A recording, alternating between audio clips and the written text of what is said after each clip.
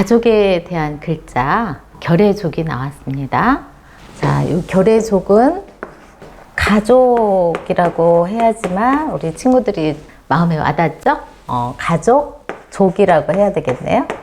우리는 가족만큼 따뜻함을 주는 곳이 없어요.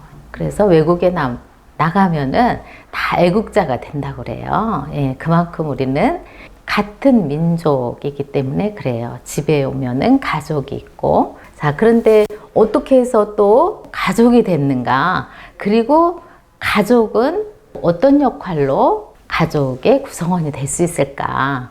생각을 해봐야 되겠죠? 자, 그래서 결의족은, 자, 요거는 부스 이제 모방이잖아요? 방향방도 되고, 그러니까 어떤 곳으로 이제 나아가는 방향, 배의 모서리를 보고 만들었다고 그랬죠? 방향방.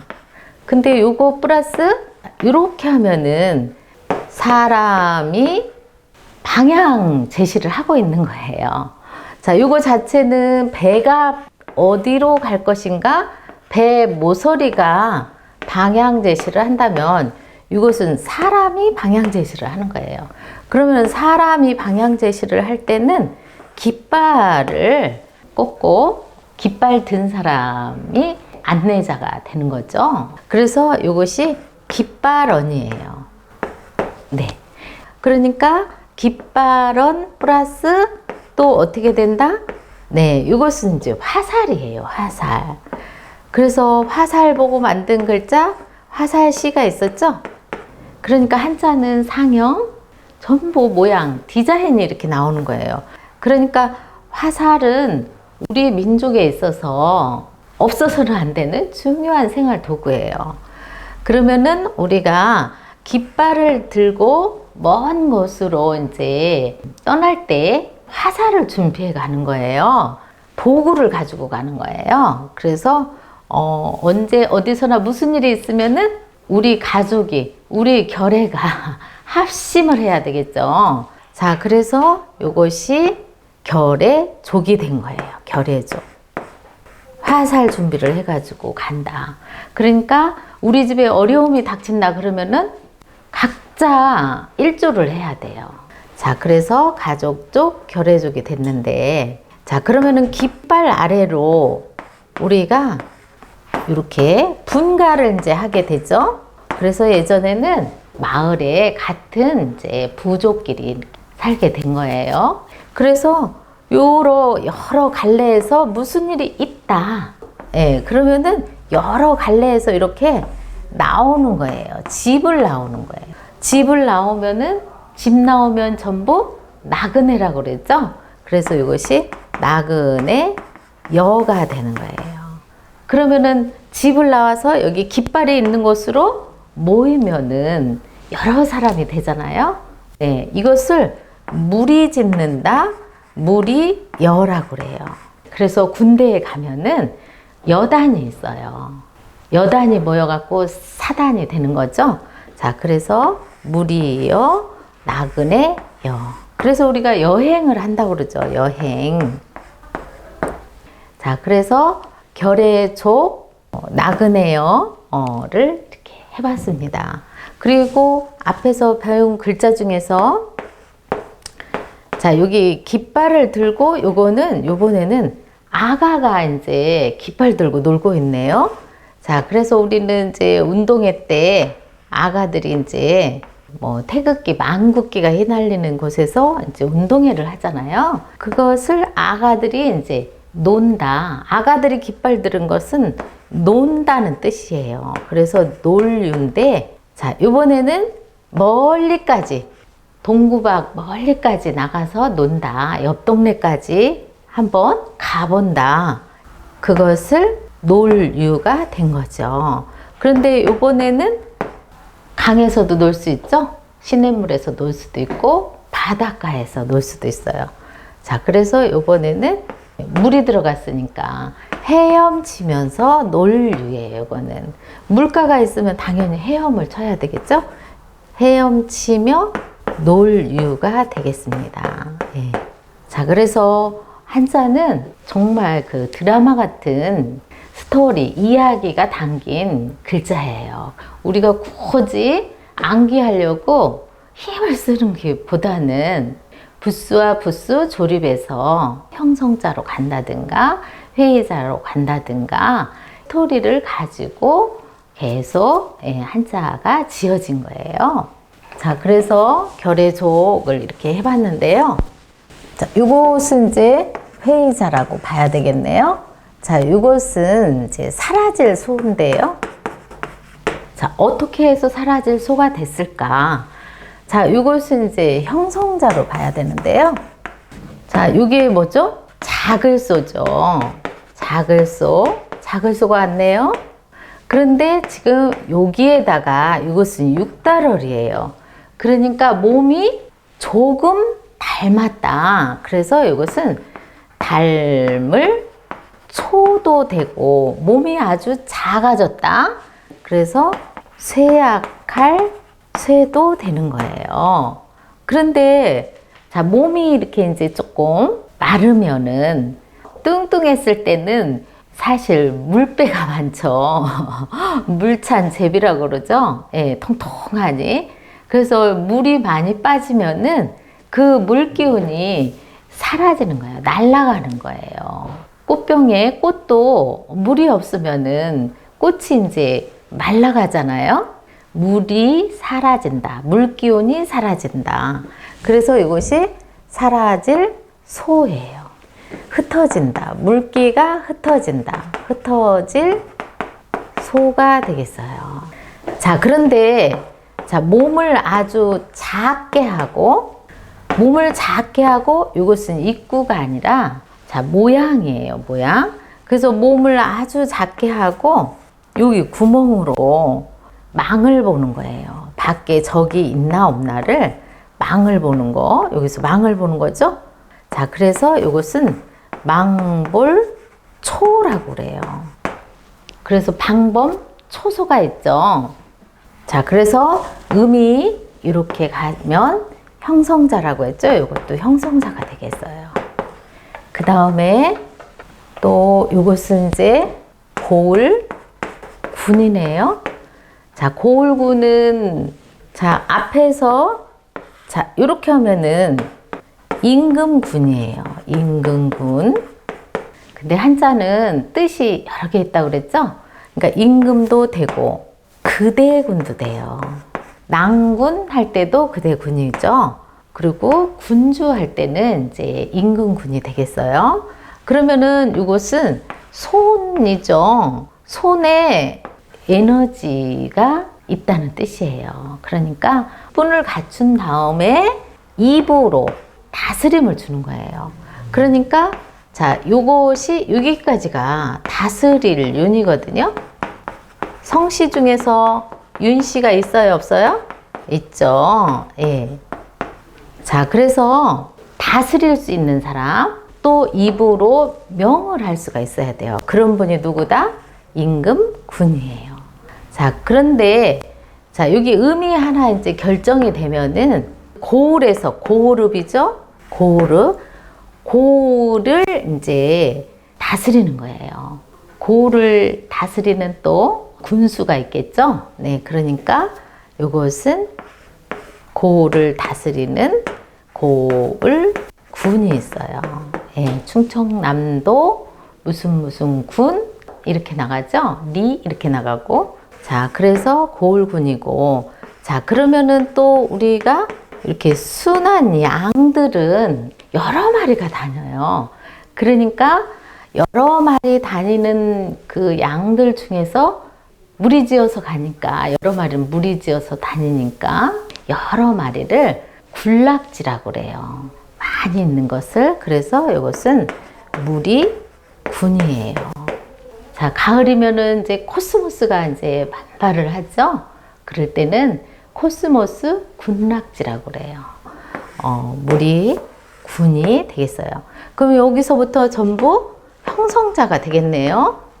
그러니까 지금 이제 준사급을 하고 있는데 한자의 원리를 알았기 때문에 당연히 4급도 포함이 되고 3급도 포함해서 얘기를 하는 거예요. 그러니까 문제집을 이제 사가지고 다뤄보면은 나는 준사급은 충분해.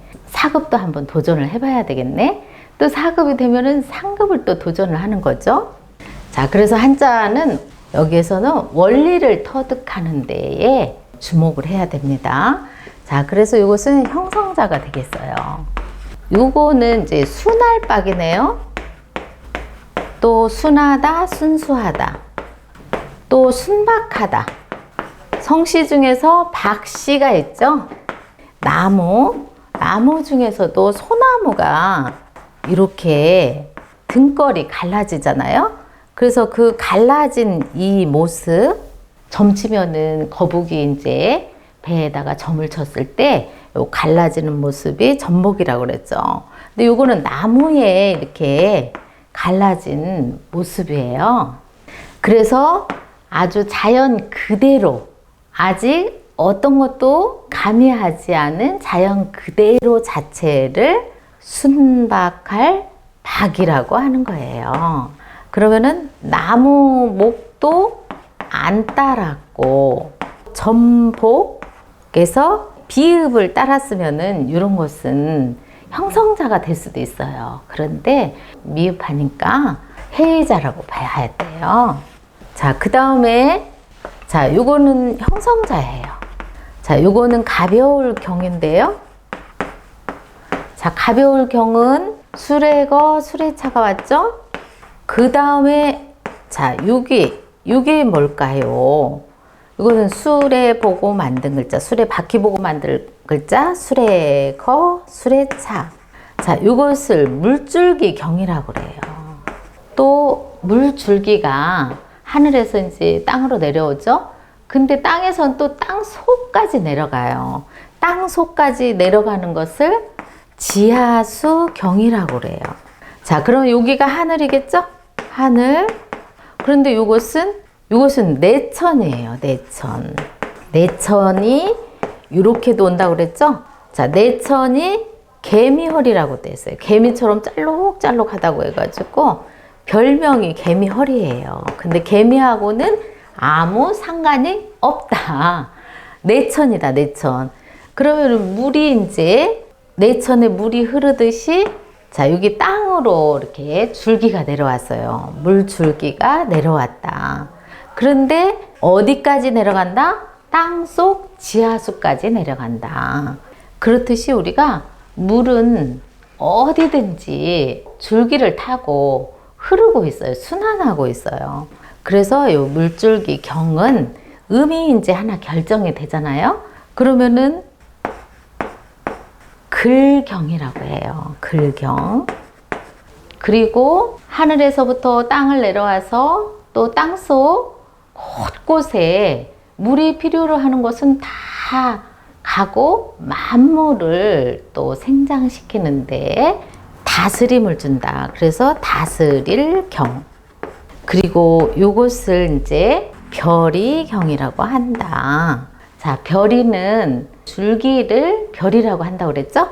그래서 별이경, 그 다음에 어디서부터 이 글자를 만들게 됐는가 하면은 이것은 배틀이 이렇게 날줄을 먼저 걸죠? 그 다음에 이렇게 씨줄이 간다고 그랬죠? 자, 여기가 날줄, 요것이 씨줄. 그래서 요것을 배틀에 실사가 나왔으니까 날줄경이라고 합니다. 배틀에 먼저 날줄을 걸어놔야 되거든요. 폭이 얼만큼 될 것인가, 10개를 걸을 것인가, 5줄을 걸을 것인가, 이렇게 먼저 미리 이렇게 걸어놔야 돼요. 성경, 불경, 이렇게 훌륭한 글이 되는 것을 경전이라고 합니다. 그러면은 줄기경 하면은 당연히 풀초만 들어가면 되겠죠? 줄기경. 자, 그 다음에 또 요즘은 이제 내비게이션이 길 안내를 아주 잘하죠. 그래서 지름길 경 하면은 네, 빨리 걸어갈 수 있는 지름길이죠. 경로 탐색할 때 지름길 경이에요. 그러면은 지금 수레가 자연스럽게 가볍게 갈 수 있다. 길을 잘 따라서 가볍게 간다. 가벼울 경이 되는 거예요. 자, 그래서 가벼운 차를 경차라고 하죠. 네, 그리고 가볍게 상처 입은 것을 경상이라고 그래요. 자, 주자는 또 우리가 앞에서 많이 했어요. 자, 요것이 이제 물댈 주, 부을 주예요. 그러니까 물을 부어준다. 그러니까 당연히 물수가 들어갔죠. 자, 요거는 형성자인데 어디서부터 형성자냐? 자, 요건 불동주죠. 불동주, 부수, 불동주. 그리고 이렇게 하면은 주인주였어요. 주인주. 주인도 되고 임금주도 되는 거예요. 예, 군주라고 하죠. 군주. 예, 공주도 있었죠. 자, 그 다음에 기둥. 기둥은 당연히 나무로 하죠. 기둥주. 비단. 주단집이 있어요. 예, 그런 경우에는 당연히 실로 이렇게 하겠죠. 그래서 이것은 비단주예요. 이런 것은 전부 이제 형성자라는 얘기예요. 자, 그 다음에 또 뭐가 나왔나요? 자, 이것은 이제 기름유가 나왔네요. 자, 기름유도 형성자예요. 자, 지금 계속 형성자의 구성 원리를 지금 만나고 있는데요. 저거는 어떻게 해서 기름이냐? 기름은 이제 액체죠. 그러니까 당연히 물수 플러스, 자, 요것은 기억나나요? 열매 보고 만든 글자. 열매로 말미암아. 열매는 여기 꼭지로 말미암아. 그래서 말미암을 유였어요. 근데 뭘 보고 만들었다? 열매 보고 만들었다. 열매유라고 그랬어요. 그럼 우리가 이제 참깨가 있죠. 그러면 참깨를 털어가지고 기름을 짭니다. 열매 짜기. 그래서 올리브를 짜면은 올리브유가 되고, 참깨를 짜면은 참기름이 되고, 들깨를 짜면은 들기름이 되죠. 말미암을 유가 기름유로 갔으니까 당연히 형성자가 되겠습니다. 그 다음에 이것은 빠를 속이죠. 자, 빠를 속은 얘도 형성자가 되겠어요. 자, 어째서 형성자인가? 요거는 또 시험시험 갈 착은 먼 길이라고 그랬죠? 먼 길 왔다 갔다. 얘 이름이 뭐라고요? 부스 이름이 시험시험 갈 착이라고 했어요. 그러니까 우리가 대전에서 서울까지 먼 길을 갈 때 중간에 휴게실에서 쉰다. 시험시험 갈 착. 그런데 우리가 다른 한자에 쓸 때는 이렇게 쓴다고 그랬죠. 점 찍고 왔다 갔다 쭉 가야 돼요. 그리고 필순에 이제 기본 원칙이 있다고 그랬죠. 근데 요거는 부수는 이제 책받침이라고 하는데, 책받침이 절대 아니고 착받침이겠죠. 착. 밑으로 받쳐온다. 받침. 그래서 이것은 항상 맨 나중에 써야 돼요. 맨 나중에. 받침은 맨 나중에. 그래서 요거 플러스, 자, 요것은 나무를 묶은 거예요. 그러니까 이름이 묶을 속이었죠. 그럼 음이 이제 결정이 됐네요. 나무단을 묶었다. 나무단을 이렇게 묶었다. 묶을 속. 그런데 나무단을 탁 묶듯이 우리가 고속전철, 고속버스가 생겼어요. 빠르죠? 그래서 이것이 먼 길을 갈 때는 고속버스를 탑니다. 고속전철을 타고. 그러니까 이것이 빠를 속이 되는 거예요. 나무단을 한 번에 묶듯이 빠르게 속력을 내는 것을 빠를 속이라고 해요. 자, 그 다음에, 자, 이번에는 이제 창문창이에요. 창문창. 자, 요것도 형성자에 들어가요. 자, 오늘은 거의 이제 형성자가 많이 나오는데요.